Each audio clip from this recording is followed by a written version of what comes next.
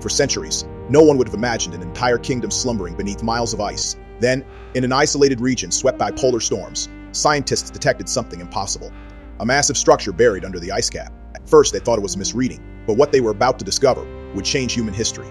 The expedition began in an almost supernatural silence. The wind howled. Temperatures plummeted below 40 degrees Celsius. Beneath their feet, the ice slowly cracked, as if something was still breathing beneath the surface. After several days of drilling, the teams reached a massive, perfectly carved stone door. Architecture impossible for a civilization thought to have vanished millennia ago. Entering the frozen depths, the explorers discovered gigantic corridors lit by strange bluish reflections.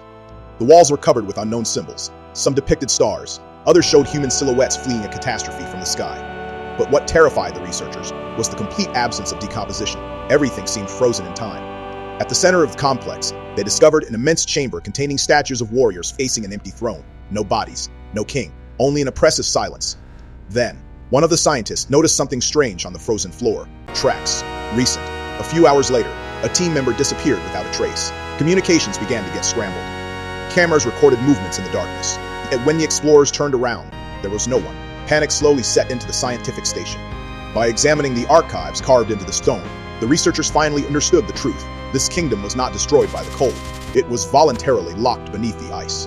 The inhabitants were trying to contain something they called the sleeper. The inscriptions told of a night when a red light appeared in the sky. After its arrival, the inhabitants began to disappear.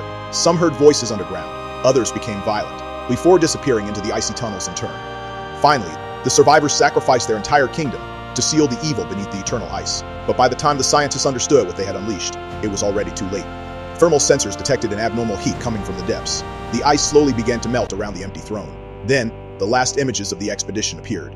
An immense silhouette stood at the end of the corridor, motionless, impossible to identify. The lights flickered. Communications abruptly ceased.